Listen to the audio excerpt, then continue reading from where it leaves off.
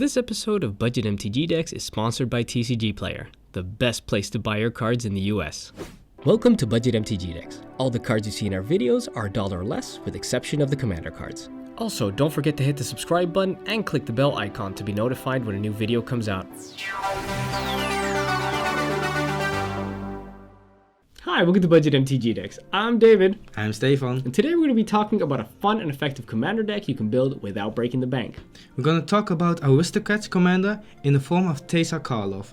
For 2, a white and a black, we get a 2/4 legendary creature, human advisor, and if a creature dying, causes a triggered ability of a permanent you control to trigger, that ability triggers an additional time, and creature tokens you control have vigilance and lifelink. Yeah, so the strategy of this deck is basically we're going to be playing lots of tokens, we're going to be playing lots of sack outlets, we're going to be letting our creatures die, we're going to have stuff that wants to die, we're going to get double triggers, we're going to have lots of small guys that are going to be attacking for damage.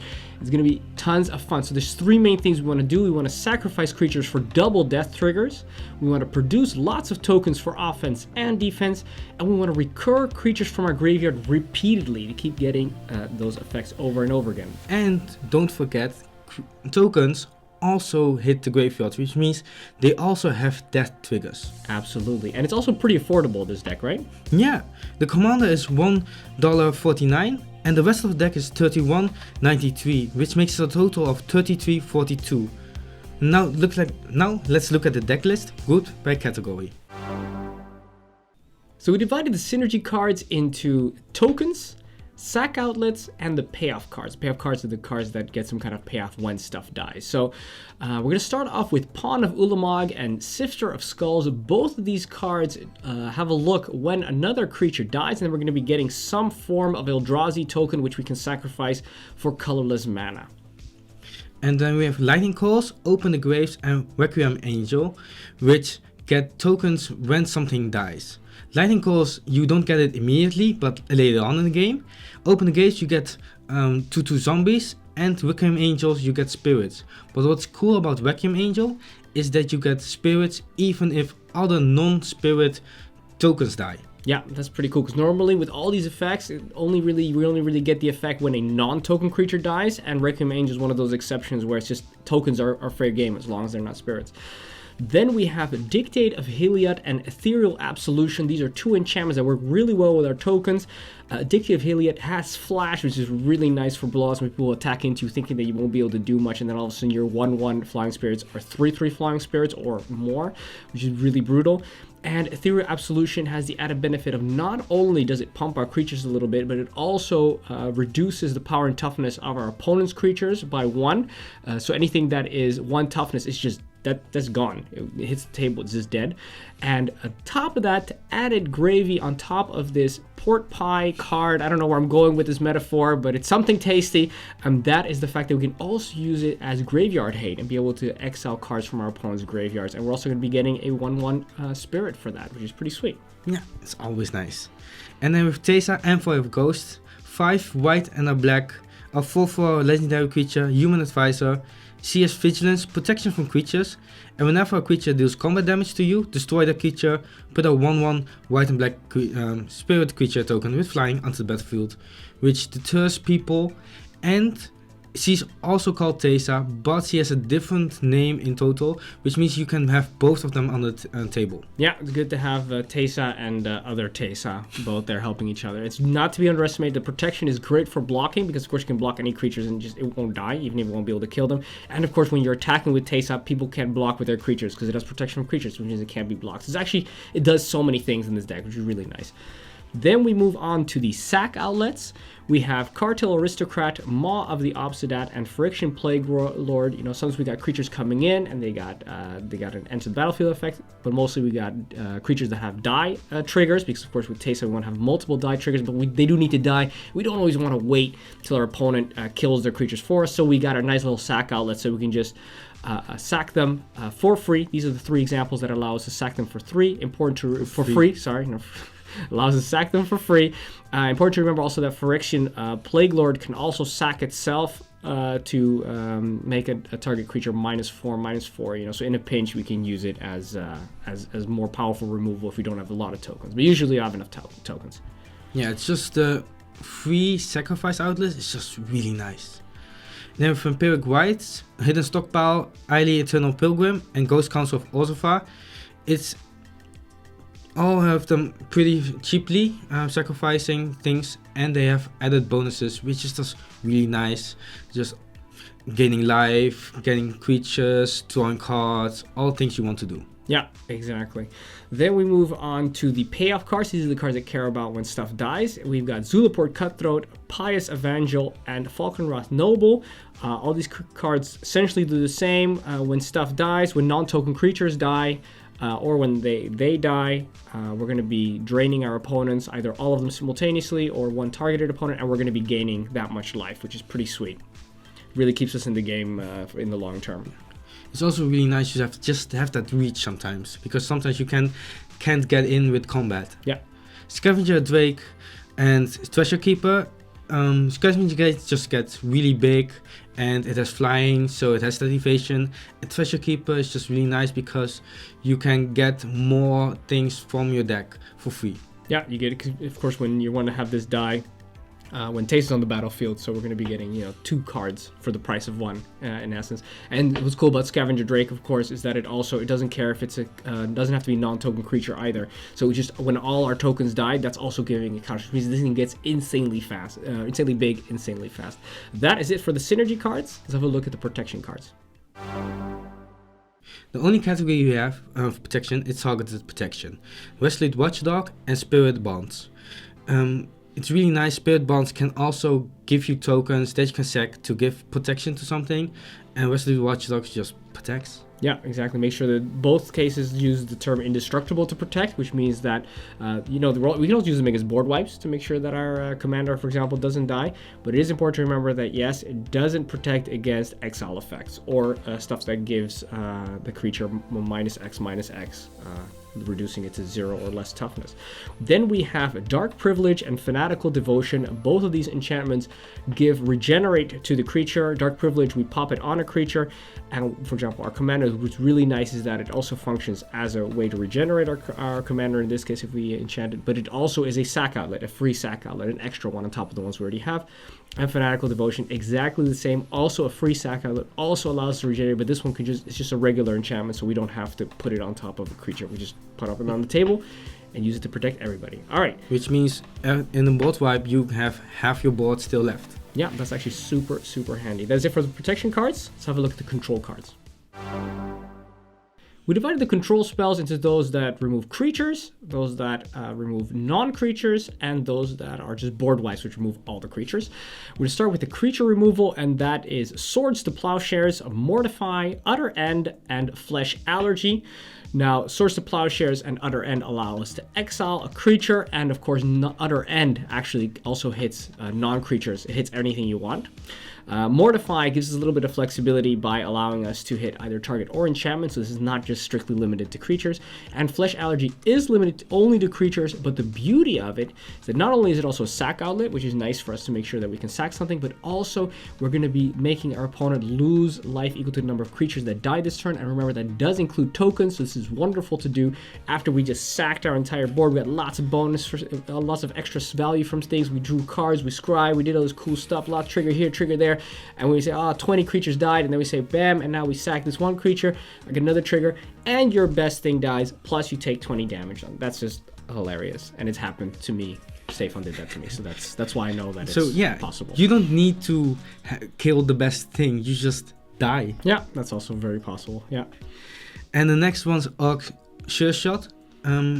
Whenever a creature enters the battlefield, another creature gets -1/-1, which is not something sacrificing what we normally do, but we get a lot of tokens on the table, so this is really nice. Yeah, it's absolutely brutal. And in the end, when somebody doesn't have a blocker, being able to swing in for 4 is also nothing to sniff at.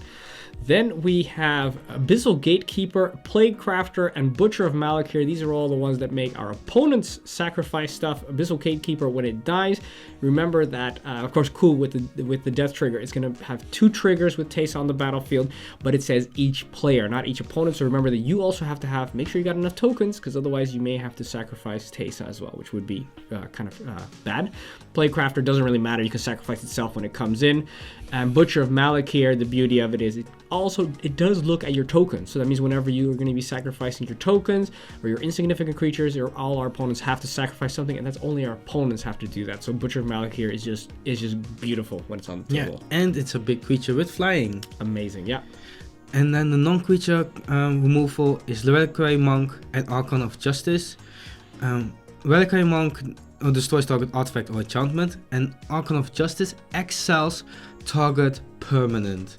And that is so nasty. Yeah. Especially when you keep on recurring it. That is what I did to Stefan the other time. That is absolutely brutal. The good thing is, of course, these are die triggers, which means with Teysa, we're going to be doing it 2 times, and that is really not to be underestimated. And then we move on to the board wipes. You got Martial Coup, Slaughter the Strong, and Pestilence. Martial Coup is just a sorcery board wipe. You pump a lot of mana into it, and if you put in 5 or more mana next to the 2 white that's required, we're also going to be getting some tokens. We're going to be getting 5 tokens. The other way around. You get tokens, and when it's 5 or more, then you also destroy other creatures. In the end, you've killed stuff, you got tokens. Yes, Stefan. Thank you. Thank you for pointing that out. It comes down to the same thing. But yes, the order is important. And Slaughter the Strong, we're going to make sure that we've got power. Everybody can only have creatures power 4 or less, and then the rest they have to sacrifice. So, of course, as great as that Teysa and a lot of other utility creatures that we have, some of our sack outlets, they're very low power. So we can keep a lot of stuff. People playing big fatties, they're going to have a problem keeping anything on the board. And lastly, Pestilence. It is really nice to always have something which you can use to kind of use as a sacrifice outlet for the smaller stuff if we want to, and otherwise just keep the board clear. Teysa's got high toughness, so we almost will rarely ever hit her with Pestilence. So guaranteed that Pestilence will stay on the battlefield. Yeah, it's really nice to just kill off smaller creatures, and you have to have a creature on the battlefield else you have to sacrifice Pestilence. So that 4 toughness on Teysa is really important. Yep. Then Fumigate, Wout, Fraction Rebirth, and Planar Cleansing. Fumigate, you get some life. Wout, you can pay some more to get an instant speed. Fraction Rebirth, you get a big creature. And Planar Cleansing, destroy all non-land permanents. Sometimes you just need to get rid of all your artifacts, enchantments. You hit yourself a bit, but it's not that bad in this deck. No, and remember with Fraction Rebirth, you first get the token, and then you destroy. No, you first destroy the stuff, and then you get the token. You're absolutely right. Okay, that is it for the board wipes. Let's move on to the card advantage cards. For the card advantage cards, we have 2 categories, Draw and Recursion. And then we have Costly Plunder and Read the Bones. These are one-off draws. Costly Plunder, you can sacrifice something, which is really nice because that's what you want to do. And Read the Bones, you can dig further with the Scry 2. Yeah, Read the Bones is not particularly a card that's super synergistic with the deck, but it's just a really solid one-off card to draw cards. And then we have Dark Prophecy, Grim Horsepex, and Harvester of Souls. All 3 of these cards like it when other creatures die, and we like to draw cards every time creatures die and they deal damage to us, except for Harvester of Souls, which doesn't take any damage. And what's important to remember is that Dark Prophecy counts the tokens as well. So if we lose tokens, we still get cards. And it's important to remember that Harvester of Souls also counts our opponent's creatures, non-token creatures. So not only our own creatures, which is what Grim Horsepex does. Very, very nice to have any of these cards in your opening hand. Yeah. And then we have Jaw of Eyeballs. Whenever a creature control dies, you get 2 eyeball counters, which means you get 4 of them with Teysa on the battlefield, and you can just move them to look at the top X cards. And that goes really fast, so you can look for specific cards. Yeah, that's pretty much it. Just allows you to dig every time and get the best card in your hand. So it's for 3 mana, draw a card, but it's the best card of like a whole bunch that you're looking down. So it always gives you a lot of cards. It gives you really, really good card selection. Actually, good card advantage for just 3 mana every time. Then we move on to the recursion cards because of course we would like to kill stuff. We like to get it back so we can kill it again. So cruel. First we have Blood-Soaked Champion and Reassembling Skeleton. Both of these cards can be returned back from the graveyard to the battlefield for a 1 and a black, but there is a caveat with Blood-Soaked Champion is that you have to have attacked this turn with something. We got tokens, doesn't matter, just send it that way, get this thing back. Or even Blood-Soaked Champion itself. Or even with Blood-Soaked Champion itself, and Reassembling Skeleton doesn't have the caveat, you just pop it back on. The only thing is that it does come in tapped, so you can't use it to block. But Blood-Soaked Champion can't block either, so... Doesn't even matter. Next one, Apprentice Necromancer, Dutiful Attendant, and Revelock all get creatures from graveyard to the battlefield or Dutiful Attendant to your hand. Revelock is really nice because you get multiple ones with power 2 or less. That's important, but a lot of things we have are small, so it's not really that bad. Yeah, Revelock, beautiful with Taste on the Battlefield, getting 4 things back. That is just crazy. And then I, of course, had a situation where you also had Dutiful Attendant, so you could use Dutiful Attendant to get Revelock back. And the Archon of Justice. Yeah, that was rough. I'm not gonna lie. And then we have a Champion of Stray Souls, Adhikar, Valkyrie, and Demon of Dark Schemes. Such solid cards. Champion of Stray Souls is a sack outlet that also allows us to return creatures from the grave back directly to the battlefield. So we sack, our tokens, we sack the stuff that we want to kill, and we get stuff that gives us value, our card draw, our engines, all that stuff. Adhikar Valkyrie just sits there, waiting with vigilance, attacking every turn. As soon as something dies, it goes, mine. Something dies, tap mine, and then it just takes it, which is just super annoying. And Demon of Dark Schemes comes in, bam, I am a board wipe, I'm killing everything. He's like, but I thought you were recursion. He's like, I do that too. I do everything. I do board wipe, I do recursion, I do modeling on the side. He does everything, this one. So, solid card. Yeah. Okay. I mean, maybe that was a bit of a tangent, but it's a good card. Then we have Rally the Ancestors, Palace Siege, and Dawn of the Dead. Rally Ancestors, you can get a lot of cards back. You have to exile them at the end of the next upkeep. But if you sacrifice them, you don't have to exile them. Important distinction, yeah. Palace Siege, you just get something back every single turn, and Dawn of the Dead, same thing. Yeah, Palace Siege goes back to your hand. So it's pretty safe, just every time you get something back to your hand. Dawn of the Dead brings it back to the battlefield, but we do have to exile it after that. But that's only at the end of the turn, which means we can also sack it. Just the same story as Rally the Ancestors, so we can do it every single turn. So this was a sack outlet, kind of nasty. Yeah, and we can also reanimate the sack outlet, so... It is absolutely beautiful. That is nice. Those are the card advantage cards. Let's have a look at the ramp cards.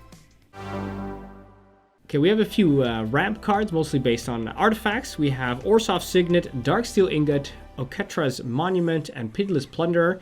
Which is an artifact. Which is not an artifact, but which makes artifacts.